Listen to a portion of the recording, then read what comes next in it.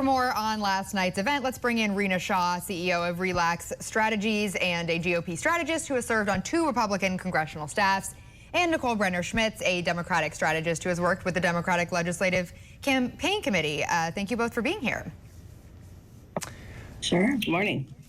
There's a lot we could chew on and get to say the least. It was a lot last night. But listen, at the end of the day, he is the Republican frontrunner and could very well be president of the United States again. So I personally like to focus on some of the interesting policy positions that would be relevant in case he gets back to the Oval Office, which we don't know.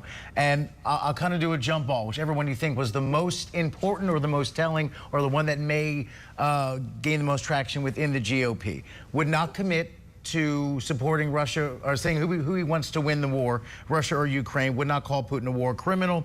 Very non-committal about a federal abortion ban, supported a default and kind of joked, well, I'm not president anymore, meaning he didn't have to deal with it. But we're on the verge of a default in a few weeks, and he didn't seem to have a problem with that.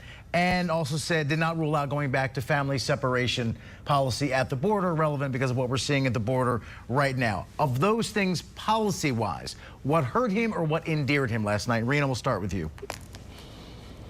You know, with Trump, there's always been this sense that you ought not to take him at the words he's saying. You need to read between the lines for Trump. That is what I've heard for many years from many voters who voted for him in 2016 and in 2020. I think last night was no different for them because on the topic of abortion, for example, they read between the lines. Look, on the one hand, most Americans get that he wasn't the one who overturned Roe versus Wade. It was the Supreme Court, 9 people on that court, of which he appointed 3 justices. Let's talk about Gorsuch, Amy Coney Barrett, and Kavanaugh. These are influential justices with lifetime appointments. So Trump taking credit for something he didn't do wasn't unusual, but he really leaned into that while, again, not committing to the federal ban, but saying, I got that done for you. So he understands what it takes to make sure his base realizes that he's a results-oriented action person at a time where a lot of people are having great regret for crossing over and voting Biden. There are many independents who are feeling some degree of remorse for the Biden administration now and its policies. There is a sense that Trump came out looking pretty strong. In the first half of last night, I would say he made some degree of normalcy, said the usual stuff that we expect him to do, but in the latter half, he seemed really unhinged. But I would submit to you, it didn't move the needle for those who supported him back in 2016, 2020. They got more of the same, and they liked what he brought last night. And Nicole, your same question, takeaways of those list of reading between the lines, as Rina says. What stood out to you?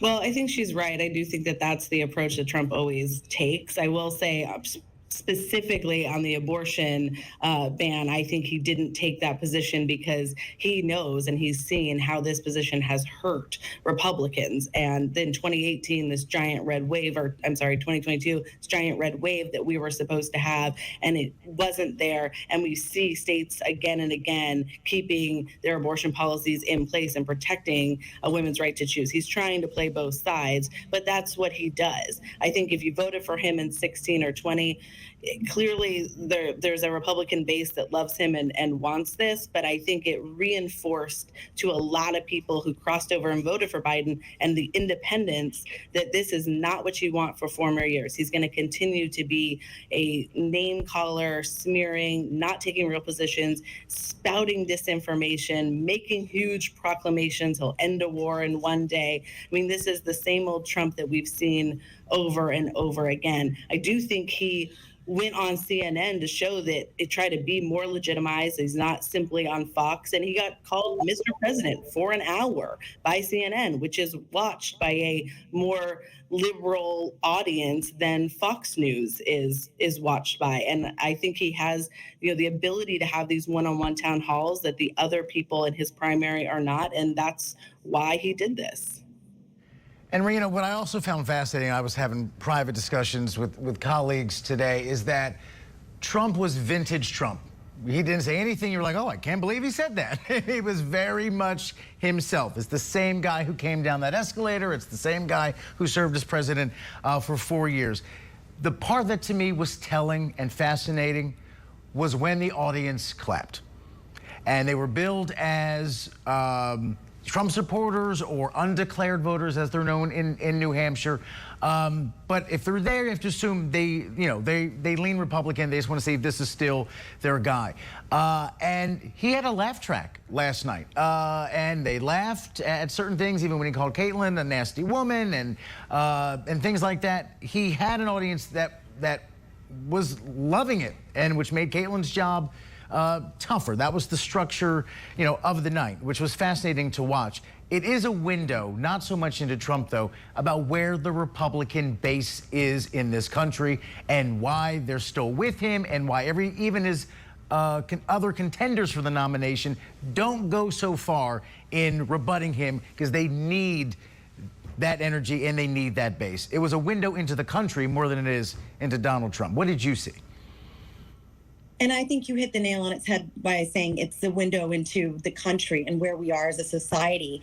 I was not at all fascinated or interested by last night. I watched because I'm a longtime political strategist. What do? I mean, this was a big ball game. It's a big get to sit down with a major media network, a legacy one that is hemorrhaging viewers, I must add. CNN is making business decisions right now. And I think CNN held the town hall last night because they felt it was a good business decision, and they should have done what they felt was right. Look, they're a private corporation. At the end of the day, freedom of speech reigns supreme in this land. And I don't think it was problematic to host a former president for a town hall like that. I certainly hope they host other candidates. It would be a good thing for them to do. But as a private corporation, they're allowed to do what they want to do. And I think the minute we start saying, oh, it was dangerous to host Trump, then we're saying that we need to silence some voices and not others. And that becomes a whole nother conversation about really the future of our democracy. For all the conversations we have about American democracy and how fragile it is after January 6, 2021, we have a lot of soul searching to do as a nation. I was deeply disturbed watching that town hall last night as Trump became more and more unhinged as time went on and started to reveal himself. What you see with Trump is what you get: nonsensical and dangerous, because he pushes out lies and conspiracy theories like he breathes.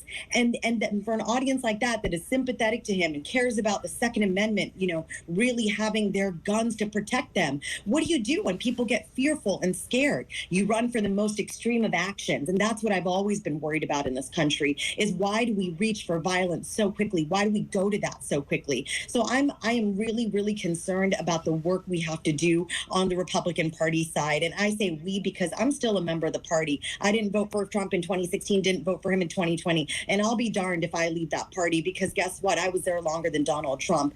I believe that every healthy democracy needs two healthy parties. And right now, one of them is on life support. CNN highlighted that last night. It wasn't an easy job for the moderator, Caitlyn Collins. And gosh, if I were her father today, I would be finding Donald Trump's people and saying, you have something coming to you for calling my daughter nasty, when she was literally just doing her job. But look, it highlights the misogyny and the sexism that Donald Trump and so many American men think it's fine for women like me to endure the minute we step into the public sphere. I have another thing coming for a Trump world. I think a lot of us moderates want to show them that we have a power at the polls, and they're discounting us right now. But what they don't realize is this independent woman in the suburbs is the key vote that they need to get to win the general in 2024. And let me just say, Donald Trump, after last night, has no chance at winning a general election in 2024. And that's why, and I got to cut you off, I want to get to our other guests, but that's also why his straddling the line on the abortion issue was fascinating to watch for that suburban woman point you just made. Yeah, that was very notable. So Nicole, very quickly, this of course was a primary town hall. This was catering specifically to those Republican voters. How does watching this play out in the general election, though? We already saw Biden take advantage of some of these moments, these viral moments. How is this playing to the rest of the country? Is it a win for Democrats, in fact? Well, I think it is if he continues to be the front runner in Democratic Party, although, I'm not rooting for the most miserable to come out of a primary and to have an America that starts to believe that this is a good thing. I hope the Republican Party has a reckoning. I hope their moderates step up and say, this is unacceptable. I mean, I agree, Caitlyn Collins did a good job last night, but they weren't able to fact check quick enough, and it wasn't being called out quick enough. And while you can have a town hall with a former president, have the other people step up and have town halls as well. Call out the disinformation that's being said. It's one thing to have opinions that vary and policy positions. It's another to have outright lies. It's another to let him just smear people. I mean, that's unacceptable behavior. But ultimately, this is not going to help him at all in a general, and it's captured. It's captured on video. Clips and parts of this will become part of the general campaign. So no matter that this was, quote unquote, part of the primary process in New Hampshire, it's going to be with him through the campaign. So this is something that is just not helpful to him achieving a general election at all. But I do hope, for the sake of our country and the direction that we're headed, and just having a place where we can have democratic debates, uphold our ideals of democracy and what it's about to stand up and be for one sort of policy and have a party be for another policy that isn't about hatred and name calling and this kind of derogatory nature. The moderates in the Republican Party need to step up and say, this is not who we want to be the leader of our party. And thus far, we're just not seeing that. He's clobbering his opponents in this primary. And quite frankly, from a more selfish perspective, it is a preview of political coverage and the challenges of it going forward for the next year and a half. Let the debate rage about how CNN conducted last night. But from where we sit, it's a reminder. It's hard because if you don't push back, you look weak or uninformed. And if you push back too much, you look partisan and adversarial, and that middle ground is hard to find. I thought Caitlin was fantastic in an impossible job, but it highlights the same problem 2015 and 16. How do you cover this very powerful figure who has a very loose relationship with the truth? It's not easy, and we all should be interested in the truth. GOP strategist Rina Shah, Democratic strategist Nicole Brenner-Schmitz. Thank you, ladies, for giving us some time and expertise today. Appreciate it. What a fascinating time we're in. Please come back. And we'll be right back. Thank you.